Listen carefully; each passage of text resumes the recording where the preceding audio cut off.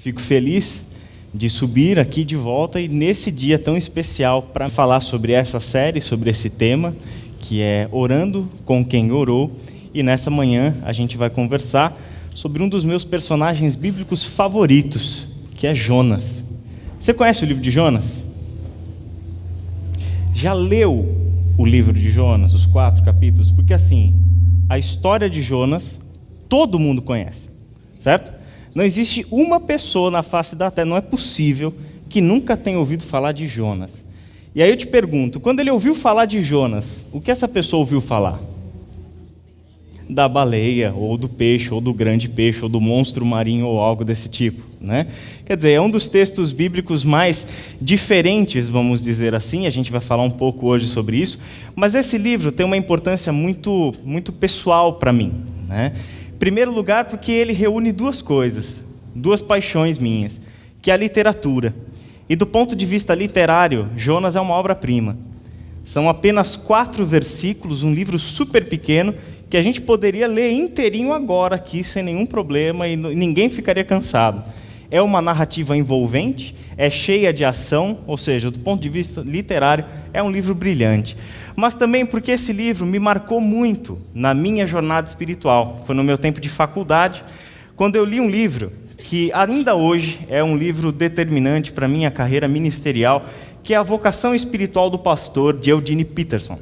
E todo esse livro, que ele fala sobre a vocação pastoral, ele constrói em cima de Jonas.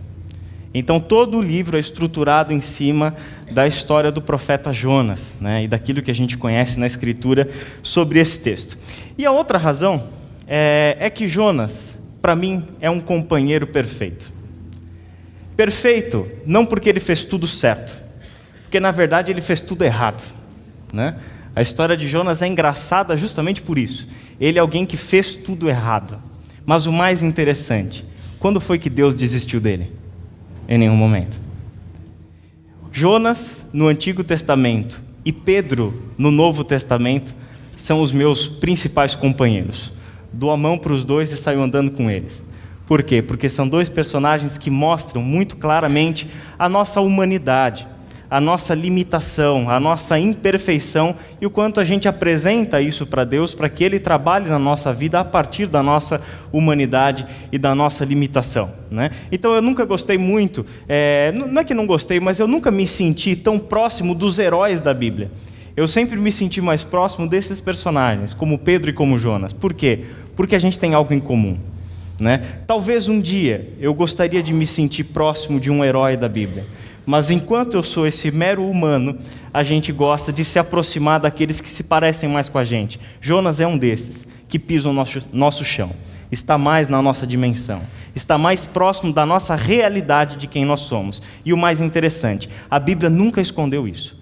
A Bíblia deixou claro a humanidade dessas pessoas e o que Deus fez na vida deles, mesmo a partir das limitações e imperfeições deles. Certo? Daí é que Jonas, para mim, é uma história brilhante em vários sentidos. E uma delas é que em Jonas a gente tem uma mensagem séria. Na verdade, uma mensagem seríssima, mas que nos foi transmitida através de uma história engraçada. E às vezes a gente tem dificuldade de perceber isso nos textos bíblicos, não é? Porque quando a gente lê a Bíblia, a gente muda até a feição, a gente fica até mais sério, mais comportado, a gente arruma postura na cadeira para ler com seriedade, mas a gente se esquece que boa porção dos textos bíblicos é repleto de ironia, por exemplo. A gente tem muita ironia nas palavras de Jesus, por exemplo, e que é feito para você ter uma experiência de ironia ali mesmo. E às vezes você tem livros inteiros que se utilizam de um recurso como a comédia, e Jonas é um deles. Tanto que Jonas, quanto o livro de Esther, são 2 textos do Antigo Testamento que são olhados do ponto de vista da literatura como paródias. Eles estão utilizando a comédia propositalmente para comunicar a sua mensagem. E utilizar o recurso da comédia, da paródia, em nenhum momento faz com que a mensagem seja menos séria. Muito pelo contrário, é uma das mensagens mais sérias que nós temos em toda a Bíblia sobre o conflito que Israel tem com a graça e a misericórdia de Deus. Um dos livros que trata uma ferida muito grave que Israel, a nação, tem com relação ao seu Deus. Porque eles não têm dúvida de que Deus é misericordioso, de que Deus é gracioso, de que Deus também é juiz, de que Deus é justo e que Ele executa a sua justiça. Eles não têm nenhuma dúvida teórica sobre esses atributos de Deus. Mas quando esses atributos se manifestam na prática, e principalmente com nações inimigas de Israel, eles entram em crise. Por quê? Eles não querem a misericórdia de Deus ser estendida a nações que eles julgam como ímpias, a nações que são inimigas deles, quando era a justiça de Deus que deveria ser executada. E Jonas é uma parábola perfeita para tratar desse assunto. Jonas é um texto incrível, porque trata de forma engraçada um assunto seríssimo, né? Há um tempo atrás, foi ano passado, um pastor convidado pregou aqui na Iba Viva sobre Jonas. E aí um membro da Iba Viva, não vou falar quem é, mas também ele não está aqui hoje, ele veio falar comigo depois ali no canto, a gente tem uma certa liberdade assim para conversar, e ele chegou para mim e disse assim, pastor, me diz uma coisa, esse negócio do cara viver 3 dias dentro do peixe, sério mesmo?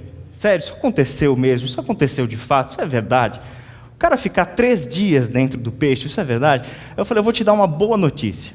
A única interpretação que a gente tem de Jonas não é essa literal. Nós não precisamos necessariamente encarar como literal o livro de Jonas, porque do ponto de vista literário, ele é uma parábola. Ele pode funcionar plenamente como uma parábola. Então, se você fica desconfortável com a ideia de um peixe que tem espaço e etc., estrutura para abrigar um ser humano por 3 dias no ventre dele, então tome o livro como parábola. Mas o importante é o seguinte, não negligencie a sua mensagem. Ele tem uma mensagem muito importante a comunicar. Daí é que a gente não precisa tomar como literal, porque Deus não tem poder para fazer um peixe. Deus tem poder para fazer um peixe que tenha um loft no ventre dele, se Ele quiser, e dá a ele para Jonas morar eternamente lá dentro. Mas não necessariamente é o caso dessa mensagem, o caso desse livro, que muitas vezes as pessoas se afastam dele, principalmente não cristãos e os mais céticos. Por quê? Porque Jonas é um dos ícones de absurdos do texto bíblico, né? Do ponto de vista moderno, científico e etc. Daí a pessoa pode argumentar, mas espera aí, um fato literal tem muito mais peso de verdade do que uma parábola, certo? Essa é a nossa mente moderna falando. Mas se um fato literal tem muito mais um peso de verdade do que uma parábola, por que que todo o ensino de Jesus foi com parábolas e não com fatos literais? Quer dizer que para o mundo antigo, a parábola tem um poder muito grande. A parábola tem um recurso educacional, e a parábola, dentro de uma forma narrativa, como é Jonas, mostra para a gente uma realidade onde ele não está contando a história de uma pessoa, mas ele está contando a tua história e a minha história. A parábola tem esse poder de transcender aquilo que simplesmente aconteceu um dia com alguém, mas que acontece com todo mundo o tempo todo. Significa que quando você ler o livro de Jonas, é para você se enxergar nesse livro. É para você se enxergar nas trapalhadas de Jonas.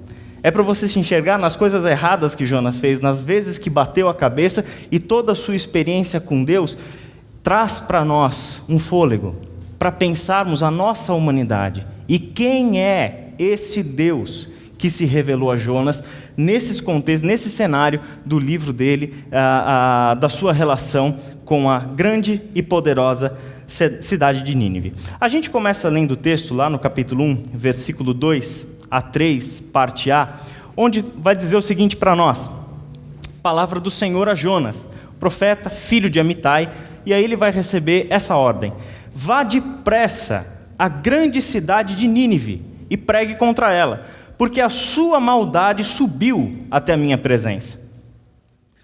Mas Jonas fugiu da presença do Senhor, dirigindo-se para Tarsis. Essa forma de começar o texto é completamente incomum dentro dos profetas. Por quê? Lembra, isso aqui é uma comédia. E a comédia é a atrapalhada de Jonas. Jonas, quem é? Quem ele representa nessa história? Representa um sujeito folgado, um sujeito respondão, um sujeito autônomo, um sujeito que faz o que bem entender e só dá com a cara na parede. Só tem erro, só tem problema, só tem falha. Esse é Jonas. E essa é uma das formas brilhantes de iniciar a narrativa. Porque você pensa, a palavra do Senhor veio ao profeta Jonas, filho de Amitai, com uma ordem. E qual ordem é? A ordem de uma missão, um chamado para a pregação de uma palavra em uma cidade como Nínive. E essa é a ordem do Senhor. Mas daí a gente pergunta, por que essa reação do profeta? Mas Jonas fugiu da presença do Senhor. Se fossem outros profetas, eles normalmente apresentariam uma objeção. Moisés diria para o Senhor, quem sou eu para ir falar com o faraó? Isaías diria o quê? Eu sou pecador, sou um homem de lábios impuros que habita no meio de um povo de impuros lábios. Que Jeremias diria para o Senhor, Senhor, chama outro porque eu sou jovem. E Jonas? Jonas vira as costas e sai andando. Ele não dá nenhuma resposta. Ele não põe uma objeção. Ele não dá um problema na mão de Deus para Deus tentar resolver como os outros fizeram. Jonas simplesmente vira as costas e sai andando, para a direção totalmente oposta daquela que o Senhor tinha enviado ele, que era para Nínive, e ele vai se dirigir para Jope, comprar a sua passagem e fazer um cruzeiro para Tarsis. É assim que a história começa. Já dá para entender que Deus olha para Jonas e pensa, esse aí vai me dar trabalho. Esse vai me dar trabalho. Mas é exatamente isso que acontece. Jonas vira as costas porque ele tem convicção plena de quem é Nínive e do que ela representa na história de Israel.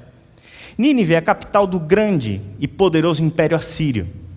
E Nínive tem uma fama, como todo o Império Assírio, uma fama de ser um povo brutal, violento, sanguinário, um povo que não respeita ninguém, um povo arrogante, um povo autossuficiente, que sempre peitou o Deus de Israel.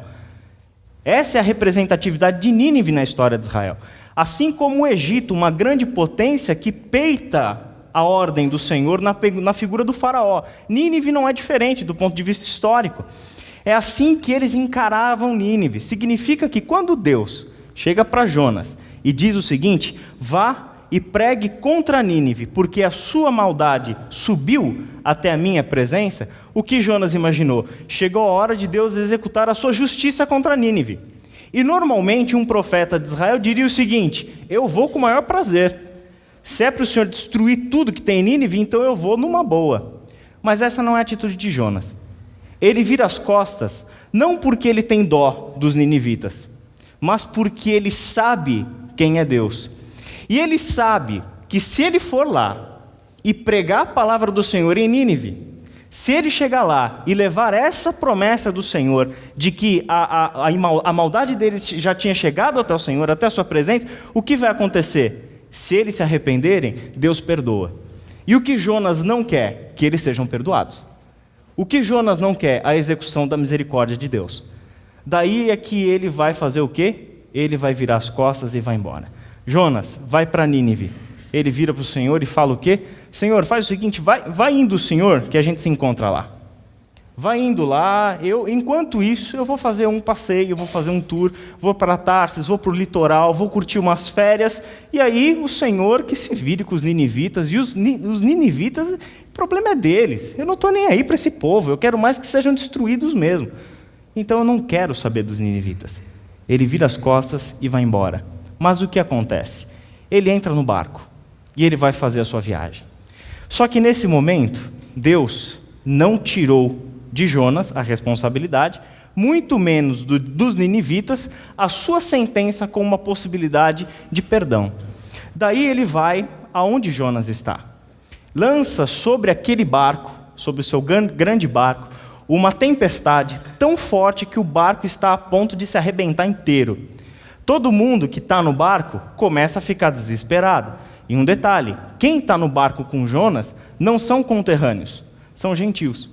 Cada um da sua nacionalidade, procurando o seu Deus, invocando as suas divindades, prestando culto, sacrifício, oferta, fazendo o que for preciso para que as suas divindades protetoras protegessem a embarcação. E aonde está Jonas? Jonas está dormindo profundamente e tranquilamente no fundo do navio. No porão do navio. O texto é incrível. Quer dizer, no meio de uma tempestade, todo mundo desesperado e ele dormindo tranquilamente no fundo do navio. É um folgado. Tanto que quando os caras chegam e veem ele naquela situação, acordam ele e falam: meu, você está louco? Olha o que a gente está vivendo, a gente já está jogando tudo para fora do barco, a gente está perdendo um monte de coisa, a gente vai morrer. Então, por favor, invoca aí o teu Deus, para que ele faça também alguma coisa, porque algum Deus vai ter que resolver o nosso problema. Só que não adianta, não adianta, não adianta. Daí eles vão fazer o quê? Eles decidem tirar sortes, para ver de quem é a culpa daquela tempestade e do barco estar quase se arrebentando. Daí eu fico imaginando Jonas, pronto, é agora. Se vão tirar sortes e Deus está por trás dessa tempestade, meu disfarce acabou. E é exatamente o que acontece. A sorte cai sobre Jonas. E aí os homens chegam para Jonas gentilmente, aí você imagina a cena, uma tempestade, o barco quase rompendo, tudo sendo jogado fora, e os caras gentilmente para Jonas, perguntando para ele: Jonas, o que a gente tem que fazer com você? O que a gente deve fazer com você para que essa tempestade se acalme? E aí, qual é a resposta de Jonas? Peguem-me e joguem-me ao mar, e ele se acalmará. Pois eu sei que é por minha causa que esta violenta tempestade caiu sobre vocês. Aí você pensa, esses homens, os ímpios, os gentios, vão fazer exatamente o que Jonas mandou e vão na mesma hora atacá-lo na tempestade. É o que acontece? Não. Surpreendentemente, esses ímpios rejeitam o plano de Jonas. E vão falar: não, a gente não vai te jogar no mar. A gente vai dar um jeito de resolver de alguma outra forma. E tentam poupar a vida de Jonas. Para pensar nisso. O assunto desse livro é a misericórdia de Deus. E a dificuldade do povo de Deus em lidar com a misericórdia de Deus. E aonde que você está encontrando misericórdia pela primeira vez no livro? Não é no profeta de Deus, mas nos ímpios. Aqueles ímpios que vão decidir ter misericórdia de Jonas ao invés de imediatamente jogá-lo ao mar. Mas o plano de Deus não mudou por causa dessa atitude. Não teve jeito. A única solução era jogar Jonas ao mar. Daí os homens fazem, portanto, com muito pesar, pedindo a Deus clemência, oferecendo sacrifícios a Deus para que Deus não os punisse por eles jogarem Jonas ao mar. E mesmo assim, jogam. Interessante, a primeira oração que surge no texto, surge da boca dos ímpios e não do profeta do Senhor. O primeiro ato de misericórdia do texto surge de ímpios e não de um profeta do Senhor. Aí esse Jonas é jogado ao mar e acontece o quê? Ele vai ser engolido por um grande peixe. Quando eles jogam Jonas ao mar e a tempestade se acalma, ao verem isso, os homens adoraram o Senhor com temor, oferecendo-lhe sacrifício e oferecendo-lhe votos. O Senhor fez com que um grande peixe engolisse Jonas, e ele ficou dentro do peixe 3 dias e 3 noites. Lembra disso? A primeira oração do texto, a primeira adoração a Deus e o primeiro ato de misericórdia da narrativa de Jonas acontece entre ímpios. Pessoas que adoravam os seus próprios deuses. E o profeta do Senhor? O profeta do Senhor está lá no mar. Agora você imagina, se o mar estava revolto o suficiente para quase despedaçar a embarcação, o que é que não faria com um sujeito jogado nesse mar? Jonas está ali, naquele mar violento. Qual é a consciência que Jonas tem? A minha vida acabou. Qual é a consciência que esses homens tinham? Nós matamos ele, porque nós o jogamos ao mar. E tememos o Senhor por causa que vimos o seu poder. Quer dizer, quando jogamos ele ao mar, o mar se acalmou. Então significa que era de fato um evento relacionado a outro. E eles perceberam e temeram esse Senhor. Adoraram o Senhor. Muito bonito pensar que quando nós, aqueles que somos tão familiares com o Senhor, que oramos ao Senhor, que achamos que compreendemos tudo do Senhor, que lemos a Bíblia, que estudamos, que oramos, que frequentamos cultos, muitas vezes nos vemos na mesma situação de Israel representado em Jonas. Nós não conseguimos compreender a misericórdia de Deus. E quando Deus é misericordioso com aquele que nós gostaríamos de ver a justiça de Deus sendo executada, a gente se revolta. A gente vira as costas do Senhor e fala: não vou fazer parte disso. Se é para o Senhor perdoar esses caras, então eu estou fora. Vai o Senhor. Vai o Senhor. Eu não tenho nada a ver com isso. Eu vou fazer um cruzeiro. Eu vou lá para o Porto de Santos e vou pegar um navio e vou embora. O Senhor que se vire. Eu não faço parte dessa tua misericórdia, desse teu coração mole aí. Não quero saber disso. Eu não sou assim. Porque muitas vezes nós nos vemos mais justos do que o próprio Deus. Nós nos vemos como pessoas que têm um maior senso de justiça do que o próprio Deus. E queremos mais é ver o circo pegar fogo. A gente quer mais é ver as pessoas se desgraçarem, ao invés de ver a misericórdia de Deus prevalecendo diante dessa situação. O que a gente percebe então, e acontece a seguir, é a oração de Jonas. A primeira oração de Jonas no texto. E essa primeira oração de Jonas no texto não aconteceu enquanto ele estava dormindo tranquilamente e profundamente no fundo da embarcação. A oração de Jonas não aconteceu no momento em que estava tudo bem com ele. No momento em que ele achava que o seu plano de ir para Jope e depois para Tarsis estava sendo muito bem executado e lhe garantiria segurança, estava tudo em paz. A oração não surgiu nesse momento. Quando a oração surgiu? A oração surgiu quando ele foi parar dentro da barriga do peixe. Quando ele foi para o peixe, é que ele teve o seu encontro com Deus. Que do ponto de vista literário, o que o peixe representa? O exílio. Representa um povo que vai ser levado para fora da sua terra, em um lugar inoportuno, em um lugar horrível, que eles não vão gostar, não é um ambiente agradável, não é propício para a presença de Deus, mas ali é que Deus vai tratar o coração deles. E assim Jonas vai ter a sua experiência com Deus. De dentro da barriga do peixe, o que nos surpreende não é o fato de Jonas ter orado. E na verdade, orar naquelas circunstâncias é a coisa mais natural e que a gente pode esperar mesmo. Por quê? Quais são os momentos que a gente mais ora? Quais são? Quais são os momentos que a gente vira os maiores oradores e oradoras da história? Quais são os momentos que a gente vira quase um monge de tanto orar? Quais são os momentos? No momento da nossa angústia, no momento do nosso sofrimento, quando a gente percebe que a nossa vida está por um fio, quando a gente percebe que a nossa realidade não é exatamente o que a gente queria, e aí a gente começa a fazer o quê? Aí a gente irrompe em oração. Aí, de repente, eu tenho joelhos calejados de tanto orar. Saiu do sofrimento e saiu da angústia, já voltou tudo ao normal.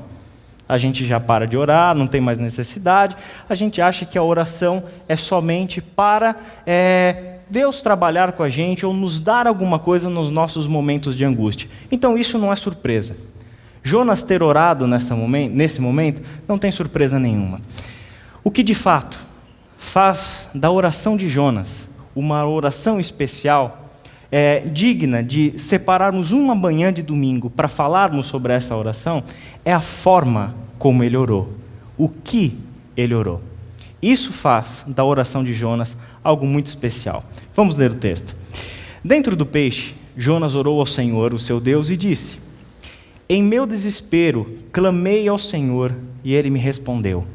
Do ventre da morte gritei por socorro, e ouviste o meu clamor. O peixe, como eu disse, simboliza, do ponto de vista literário, o exílio. Mas de quem está lendo o texto não conhece a história de Israel e imagina um peixe, o que significa você ficar 3 dias dentro do ventre de um grande peixe? Se imagina lá dentro. Está confortável? Está cheiroso? Está claro? É um lugar apertado? É um lugar úmido? É um lugar fétido? É um lugar escuro?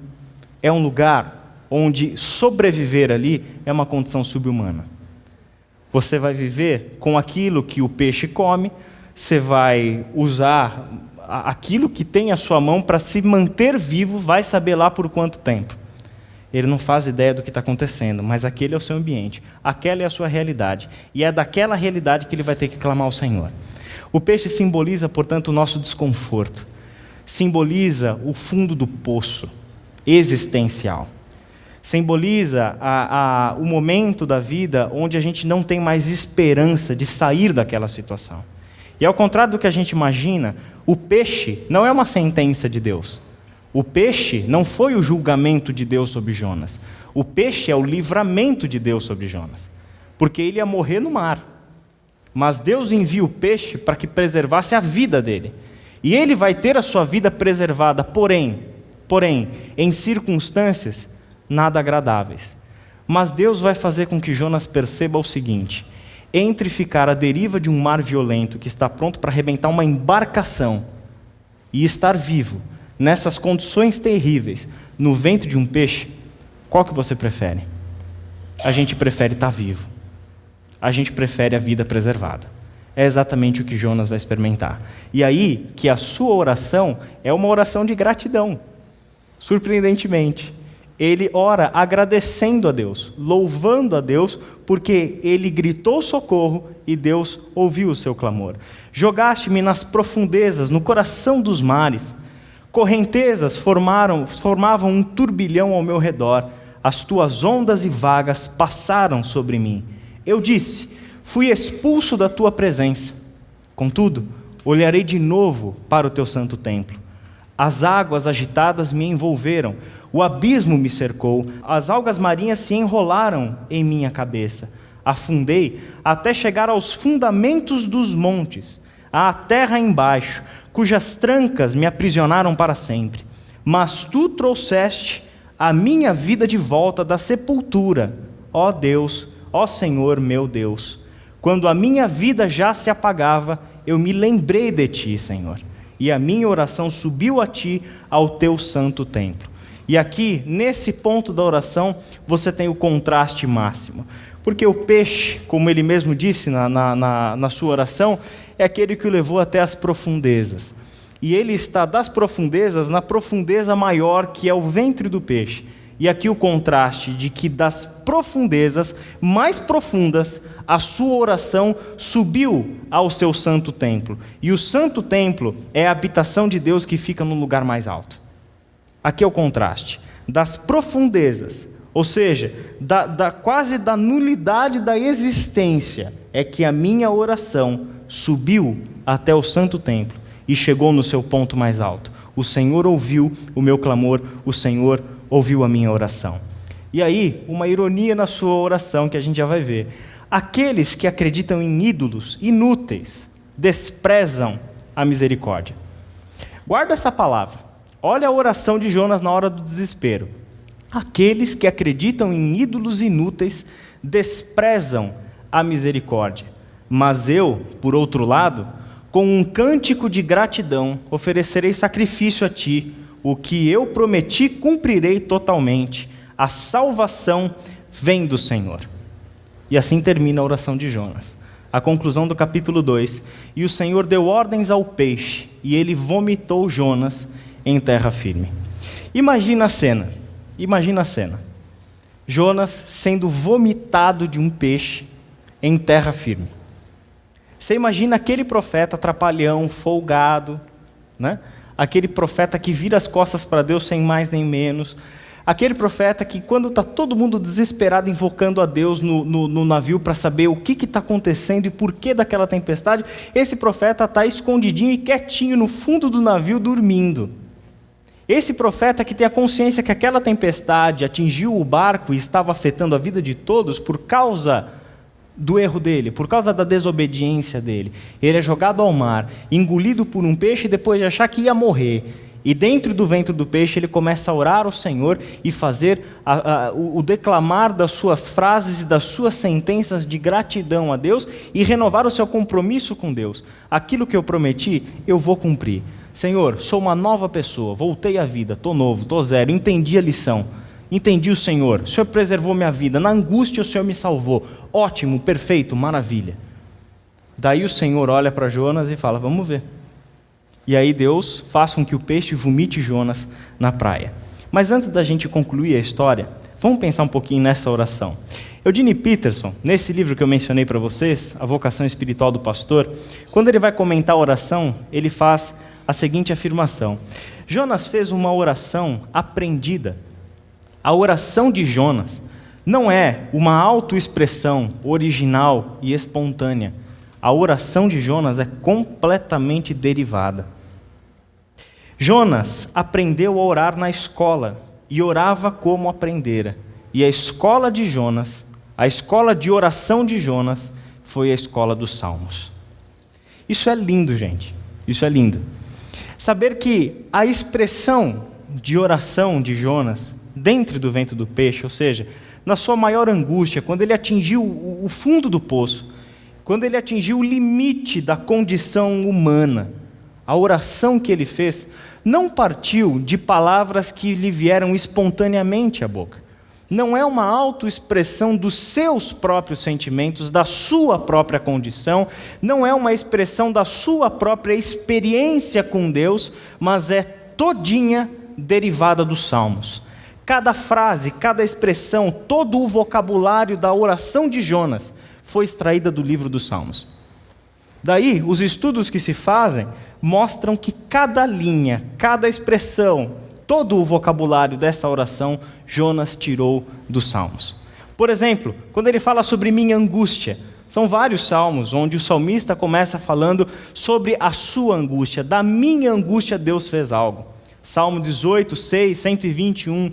Falar do profundo, essa linguagem de estar nas profundezas. Isso também é extremamente comum nos salmos. Por exemplo, Salmo 18, 4 e 5. Quando ele fala sobre as tuas ondas e as tuas vagas passaram por cima de mim. É exatamente o que a gente encontra no Salmo 42, 7. De diante dos teus olhos, Salmo 139, 7. E por aí vai. Cada linha, cada frase orada por Jonas é extraída do livro dos Salmos. Cada uma das suas linhas, todo o seu vocabulário é um vocabulário que partiu de uma escola de oração que Jonas teve. E a escola de oração de Jonas foi o livro dos Salmos. Daí a gente pergunta, por que dos Salmos? Para nós, a expressão espontânea de oração não teria muito mais sentido? Não teria mais sentido quando a gente chega para Deus e ora as nossas próprias palavras, ora o que a gente quer, ora o que vem no coração, o que vem à nossa boca? Sem dúvida nenhuma, isso acontece. Mas em nenhum momento isso tira de nós a importância de encontrarmos nos Salmos a fonte maior daquilo que nós devemos orar. Porque nos Salmos a gente encontra algo muito presente em todos eles. Quem é o ser humano e quem é Deus. Isso os Salmos deixam muito claro para nós. Quem é o ser humano? Quem é o ser humano não no seu sentido antropológico, de definição técnica, não. Quem é o ser humano nas suas emoções, nos seus sentimentos, nas suas angústias, nos seus sofrimentos, nas suas depressões. Quem é o ser humano enquanto ele está feliz, quem é o ser humano enquanto ele está alegre. Como se sente o ser humano que traiu, como se sente o ser humano que foi traído. Como se sente o ser humano que virou as costas para Deus, como se sente o ser humano que encontrou Deus. Os Salmos deixam isso muito claro. Do ponto de vista humano, os Salmos são uma coletânea de experiências de vida, onde nos Salmos nós estamos encontrando tudo aquilo que nós sentimos. Há muito tempo atrás, a minha mãe teve uma depressão. Eu tinha 6, 7 anos de idade. Naquele tempo, ter depressão era coisa do demônio. Então, não tinha muita busca de médico, psicólogo, psiquiatra e etc. Ela teve, infelizmente, por causa da formação religiosa que teve, ela teve que enfrentar essa depressão sozinha, sem auxílio de médico, sem nada, sem ter com quem conversar, porque se falasse isso na igreja, eu ia achar que ela está endemoniada. E ela teve que passar por essa depressão sozinha. Hoje, quando você vai conversar com ela, você fala, como é que você conseguiu? Sabe qual é a resposta? O livro dos Salmos. O livro dos Salmos. Porque na minha depressão, eu encontrei a minha terapia em Salmos.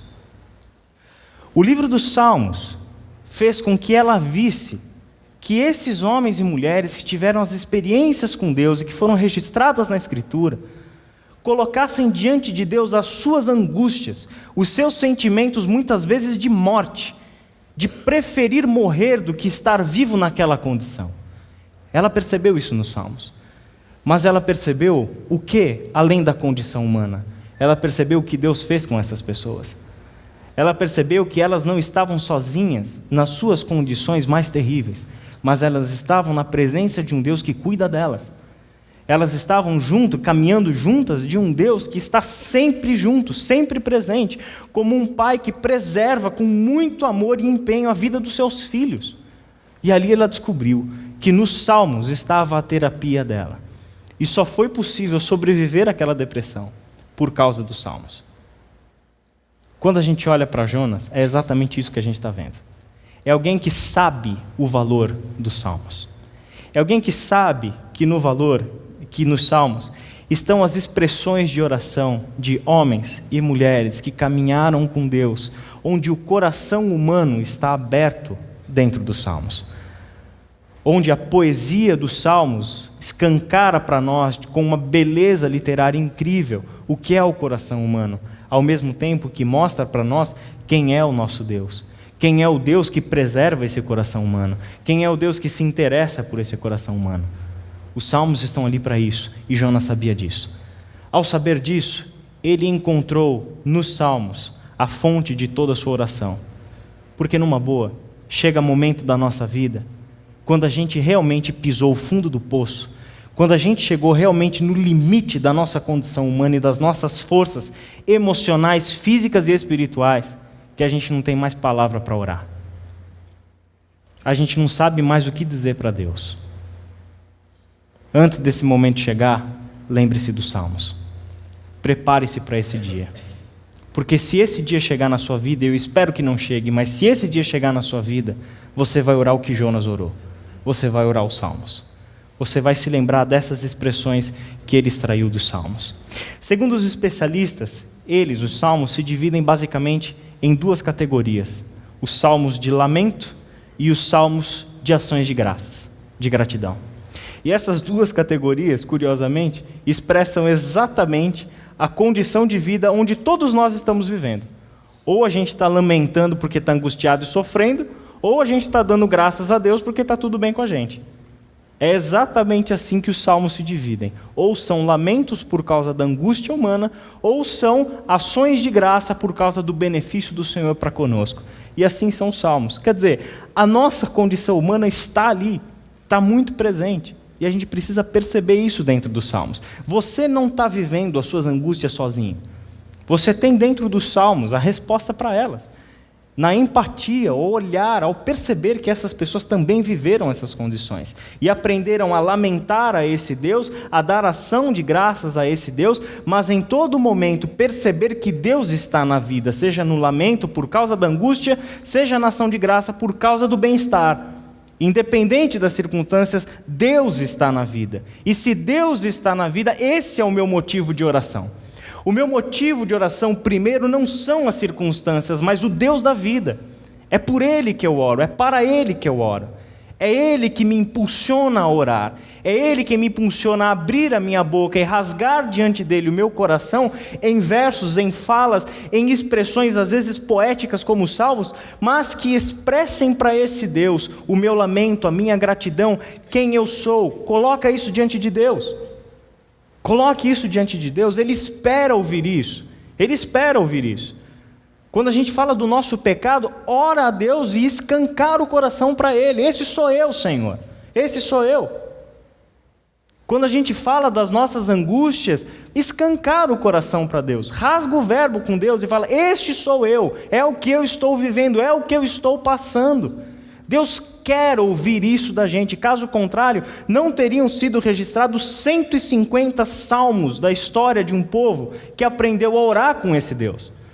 Ele quer ouvir isso da gente. O maior livro da Bíblia é para nos incentivar a isso, a abrirmos o nosso coração para esse Deus e deixarmos que esse Deus ouça da nossa boca quais são os nossos sentimentos, quais são os nossos momentos. Porque quando a gente faz isso, quando a gente coloca para fora e quando a gente verbaliza o que a gente está passando, esse é o primeiro passo para a cura. E ali é que Deus começa a trabalhar. Ele precisa disso. Você precisa disso. Vocês dois precisam conversar. E a oração é isso. A oração é puxar uma cadeira, puxar outra cadeira, dizer para Deus: Senhor, senta aqui do lado, me deixa conversar com o Senhor. Me deixa abrir o coração para o Senhor. Deixa dizer para o Senhor o que eu estou passando. Não é para o Facebook. Não é para o Twitter. Não é para os grupos de WhatsApp. É para o Senhor. É para o Senhor. Vá para Ele. Busque nele resposta. Não espere que a resposta venha imediatamente. Mas nunca deixe, nunca se esqueça e nunca deixe de levar ao Senhor o seu lamento e a sua gratidão. Não pelas circunstâncias, mas por quem é esse Deus. É o que Jonas lembra. E quando ele constrói a sua oração a partir dos Salmos, ele se lembra dos motivos que esses homens e mulheres tiveram para orar a Deus. E os seus motivos, no caso de Jonas, é uma situação limite. Ao orar, ele tem uma resposta imediata. Deus traz ele de volta à vida. E aí, a gente vai ver o capítulo 13 e 4. E aí a gente vai descobrir um negócio interessante sobre a oração. Que a oração não garante mudança. Pelo menos não uma mudança imediata. Ela não é garantia de mudança. Ela não é garantia que o nosso coração vai mudar. Ela não é garantia que a gente vai passar a entender a Deus quando a gente começou a orar. A oração não garante isso. A oração, pelo contrário, se torna para nós uma disciplina, um exercício. Um exercício de contato e comunhão com Deus, de colocar para Deus a nossa angústia, os nossos anseios e permitir que esse nosso coração seja mudado. O grande problema com a oração é que a gente espera que as circunstâncias sejam mudadas por Deus. Quando o que de fato precisa ser mudado não são as circunstâncias, mas o nosso coração. Percebe? Aí é que Deus vai ter trabalho. E essa mudança vai acontecer com o tempo, na medida em que nós oramos, na medida em que nós colocamos esse nosso coração, o nosso anseio, as nossas vontades, as nossas dúvidas e incertezas, na medida em que estamos colocando isso em oração diante do Senhor, nós temos que pensar que Deus está mudando não o meu exterior. Não necessariamente Ele vai mudar o que está ao redor de mim e atender aquilo que eu quero imediatamente, mas nós vamos aprender que Deus quer mudar em primeiro lugar o teu coração, para que você passe a enxergar a mesma circunstância com os olhos dele. Essa é a intimidade que surge com a oração, porque a oração é conversa com Deus, é fala com Deus. E essa oração, que é conversa com Deus, faz com que você crie que tipo de relacionamento com Deus? Um relacionamento de amizade e não de utilitarismo. Quando a gente ora para Deus pedindo coisas para Deus, que tipo de relacionamento é esse? É o relacionamento que o cidadão tem com o gênio da lâmpada. Não é diferente, raspa aqui, 3 pedidinhos e está tudo certo. Eu volto para a lâmpada, você volta para a sua vida com seus 3 pedidos atendidos e pronto. Esse é o relacionamento utilitário com Deus. Mas a oração não quer isso. A oração quer criar um relacionamento de amizade com Deus, onde esse Deus passa a dar para nós a perspectiva dele sobre a vida. Deus começa a colocar no nosso coração a maneira dele enxergar as coisas. Deus começa a tratar esse nosso coração duro para dar para nós o coração dele. Deus começa a tirar esse nosso senso equivocado de justiça para encher o nosso coração com a sua misericórdia. É isso que acontece na oração. E no caso de Jonas, a gente viu que essa oração dele é uma expressão gigantesca do seu lamento e da sua ação de graças por causa da sua condição. Essa oração o coloca de volta ao cenário, literalmente ele ressuscita, volta à vida, né? Das profundezas ele volta para a terra firme e vai dar sequência à vocação, à missão que Deus tinha dado para ele. Isso é muito bonito. E daí o Senhor vai fazer o quê? Renovar a missão de Jonas, dizendo o seguinte para ele: vá à grande cidade de Nínive e pregue contra ela a mensagem que eu lhe darei. Jonas obedeceu a palavra do Senhor e foi para Nínive. No primeiro capítulo, o que ele fez? Virou as costas e saiu andando. Depois de ter passado umas férias no ventre do peixe, o que ele fez? Imediatamente, Senhor, vou para Nínive agora mesmo. E em um dia ele percorreu Nínive e pregou a palavra do Senhor, dizendo o seguinte: daqui a 40 dias Nínive será destruída. Essa é a palavra que Jonas tem para Nínive. Você imagina esse cidadão correndo a cidade, como um louco, por causa que ele está lembrando do peixe, né? Então, como um louco, ele vai correndo nessa cidade, proclamando a palavra do Senhor, dizendo: vocês serão destruídos daqui a 40 dias, vai acabar tudo, Deus vai destruir tudo, vocês estão mortos, vocês estão fritos, vocês não sabem a história do peixe que aconteceu comigo, vocês vão ver o que vai... Olha, Deus vai acabar com tudo, vocês estão mortos, acabou para vocês. Essa é a palavra de Jonas. E aí, você pensa que é tudo o que ele queria. Era o que ele queria mesmo. Ele queria ver a destruição de Nínive. Daí, ele chega e é surpreendido. Os ninivitas creram em Deus.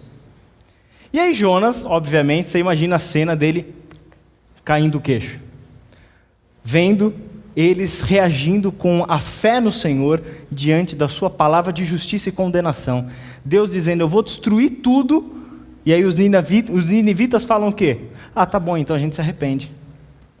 E aí eles começam a mudar. Mas a atitude dos ninivitas é linda. E surpreende e rouba a cena de novo. Porque essa nação ímpia, sanguinária, violenta, opressora, arrogante, que peita a Deus, é uma nação que por completo se arrepende. Todo mundo que vai ouvindo a mensagem de Jonas vai começando a se arrepender, e há um decreto real, onde o próprio rei joga o seu manto de real no chão, se veste de panos de saco, se cobre de cinzas e baixa um decreto. Ninguém come nada, ou seja, jejum obrigatório. Todo mundo agora vai clamar ao Senhor por perdão, por arrependimento e etc., para que não aconteça conosco aquilo que o Senhor disse que iria fazer. E eles começam a clamar por misericórdia ao Senhor.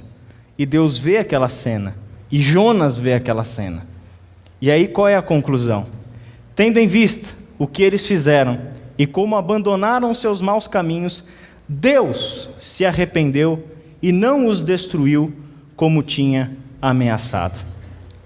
Deus se arrependeu, uma expressão muito clara do quanto esse Deus de justiça também é um Deus de misericórdia.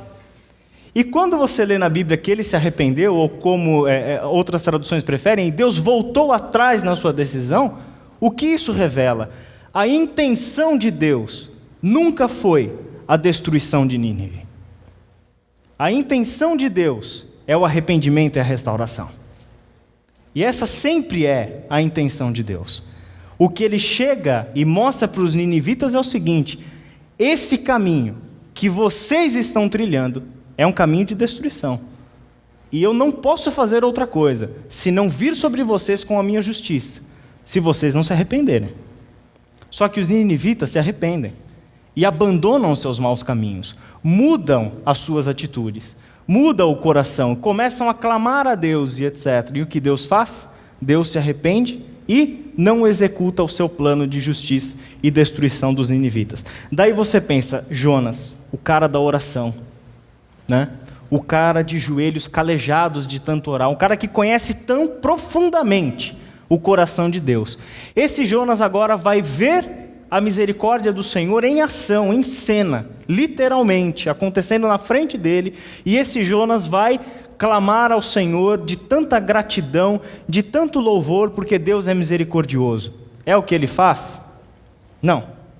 Jonas, porém, ficou profundamente descontente com isso e se enfureceu.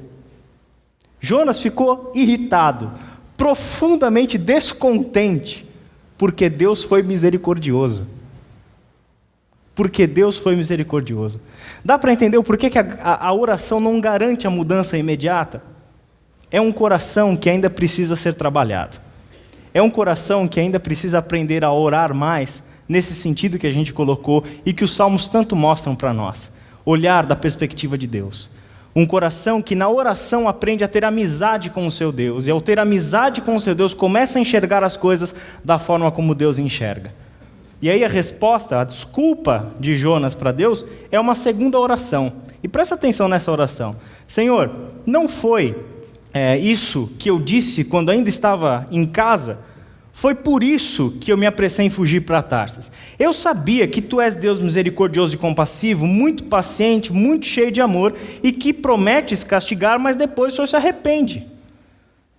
Olha a oração de Jonas. Eu sei que o Senhor é todo gracioso, o Senhor tem coração mole, o Senhor tem coração de paz, o Senhor é todo misericordioso. É por isso que eu não quis ir da primeira vez. Dá para entender, Deus? Esse é o motivo. Eu sabia que o Senhor ia perdoar. Se os caras se arrependem, o Senhor acaba se compadecendo deles. Por quê? Porque o Senhor tem coração mole. O Senhor não é justo que nem eu. O Senhor tem um coração meio mole, meio de pai, assim. O Senhor é meio misericordioso quando deveria ser justo. Entendeu? É por isso que eu não quis ir da primeira vez. Aí, o Senhor lhe responde: você tem alguma razão para essa fúria? Jonas saiu e sentou-se num lugar a leste da cidade. Olha que audácia do cara. Olha como é folgado. Deus faz uma pergunta para ele e ele responde o quê? Vira as costas de novo. Eu me lembro uma vez que eu virei as costas quando eu era pequeno, quando meu pai estava falando comigo. Resumindo, foi só uma vez. Não teve a segunda. É isso que Jonas fez com Deus. Deus chega para ele e fala: você tem alguma razão para essa fúria toda, Jonas? E ele vira as costas e vai embora. Estou com raiva, estou bravo, não somos mais amigos. Aí, o que vai acontecer? O Senhor vai continuar cuidando do coração de Jonas. O Senhor vai sendo para ele um companheiro, um amigo, e vai entender o coração de Jonas. Isso é que é o mais incrível em Deus. Ele é Deus. E porque Ele é Deus, Ele não abandona Jonas. Por mais que Jonas tenha virado as costas para ele e deixado ele falando, o que Deus faz? Deus vai atrás. Sabe por quê? O que essa história toda mostrou para a gente? Ele é misericordioso. E Ele olha além. Ele olha além de nós. Ele olha além dos nossos sentimentos e do nosso momento. E essa misericórdia de Deus se expressa no seguinte sentido: depois que Jonas sai e vai para leste da cidade, ele vai ficar olhando a cidade de longe, monta lá um abrigo para ele. O Senhor, carinhosamente, como um pai, todo protetor, ou até mesmo como uma mãe, né, todo protetora, chega para ele e faz crescer uma planta de folhas largas para cobri-lo e dá-lo sombra. E aí Jonas acha aquilo o máximo e fica todo feliz. Fica contente porque, olha, nasceu uma planta e agora eu tenho sombra desse dia quente do deserto, etc, etc. Só que aí o Senhor faz o quê? Vamos ver se o coração dele já deu uma mudadinha. Ele vai lá, manda um bicho, o bicho come a planta e ele fica sem a planta. Na mesma hora começa a bater um vento quente do deserto, bate na cabeça de Jonas e ele começa a entrar em pânico de novo, em fúria de novo. Por quê? Porque ele se enfurece por causa da planta. E aí é a segunda vez que ele vai dizer o seguinte para o Senhor: Senhor, faz o seguinte, me mata porque eu prefiro não viver se é para viver desse jeito. Quando ele perdoou os ninivitas foi a mesma coisa. Quando ele viu a misericórdia de Deus: Senhor, eu prefiro morrer do que assistir essa cena. Isso aqui, os meus olhos são puros demais para ver a tua misericórdia sobre essas pessoas. Então, Senhor, me mata. A segunda vez, a planta morreu: Senhor, me mata. Me mata porque eu não quero mais viver. É assim que Jonas reage. E aí, Deus disse: você tem alguma razão para estar tão furioso por causa da planta? Respondeu ele: sim, eu tenho. Estou furioso ao ponto de querer morrer. Mas o Senhor lhe disse: você tem pena dessa planta, embora não a tenha podado, nem a tenha feito crescer. Ela nasceu numa noite e numa noite morreu. Contudo, Nínive tem mais de 120 mil pessoas que não sabem nem distinguir a mão direita da mão esquerda, além de muitos rebanhos. Não deveria eu ter pena dessa grande cidade? E o livro de Jonas termina com essa interrogação: não deveria eu ser misericordioso? Se você está com pena por causa de uma planta que nasceu e no dia seguinte morreu, quanto mais eu, que sou o pai de todos. Quanto mais eu, que sou Senhor até mesmo dos ninivitas. Quanto mais eu, como é que eu não vou ter temor, como é que eu não vou ter, compaixão pelos meus filhos que agora passaram a me temer? Como é que eu não vou temê-los? Como é que eu não vou dar a eles a minha misericórdia ao invés da minha justiça? Portanto, a oração, na angústia ou no bem-estar, não pode ser mero pedido de ações de Deus. Orar significa desejar o coração de Deus no nosso coração. Significa ter com esse Deus uma intimidade que nos transforma como pessoas. A oração que a gente aprende com os grandes mestres da oração, conforme as Escrituras, não são as orações que estão o tempo todo pedindo para que Deus faça coisas. E o que dificulta a nossa visão sobre a oração é esse discurso que a gente vê o tempo todo de igrejas oferecendo-se como um instrumento para que Deus atenda os desejos do coração dos outros. O povo evangélico no Brasil tem aprendido isso. Mas a Bíblia nos ensina exatamente o oposto. A gente não está aqui para clamar a Deus porque a gente quer coisas dele. A gente não pode encarar a oração como um instrumento para conseguir de Deus as coisas que o nosso coração deseja. Sabe qual é o grande problema? É o que o nosso coração deseja. Porque vai ter um momento em que a oração vai ser sim um instrumento para atender um desejo do seu coração. Quando o seu coração começar a desejar Deus. Quando os nossos desejos forem mudados, a oração se torna um poderoso instrumento para Deus conceder o desejo do meu coração. O desejo do nosso coração não é que Deus nos sirva. O desejo do nosso coração não é que Deus nos dê coisas que queremos. O desejo do nosso coração não é que Deus desate os nossos nós, resolva os nossos problemas. Esse não pode ser o desejo do nosso coração. O desejo do nosso coração é enfrentar os nossos problemas com a perspectiva de Deus. O desejo do nosso coração é que esse Deus e que o coração dele já pulse tão forte dentro do nosso próprio coração que aquilo que hoje a gente encara como problema e adversidade seja transformado. Que a gente perceba a realidade de uma forma diferente. A oração é para que esse coração de Deus invada o nosso coração a tal ponto que a gente não quer mais a destruição do nosso próximo, mas a gente quer a misericórdia e a justiça de Deus andando juntas. A gente quer mais ver a compaixão do que a desgraça. E nós somos uma cultura alimentada pelo ódio. Nós vivemos em um mundo alimentado pela raiva. A oração é o único remédio para esse nosso coração e para esse mundo em que a gente vive. Quando a gente aprender a orar, clamando por Deus, pelo próprio Deus. Quando a nossa oração for querer ter mais da presença desse Deus em nossa vida e em nosso coração. Vamos orar? Pai querido, nos chegamos ao Senhor e nossa oração, Pai, é que essas histórias, que essa palavra e tudo isso que nós temos visto e aprendido aqui sobre a oração se tornem uma prática diária e constante na nossa vida. A gente quer de fato, Senhor, aprender a orar. E aprender a orar não do nosso jeito e não pela nossa própria vontade, mas aprender a orar de acordo com a Tua vontade.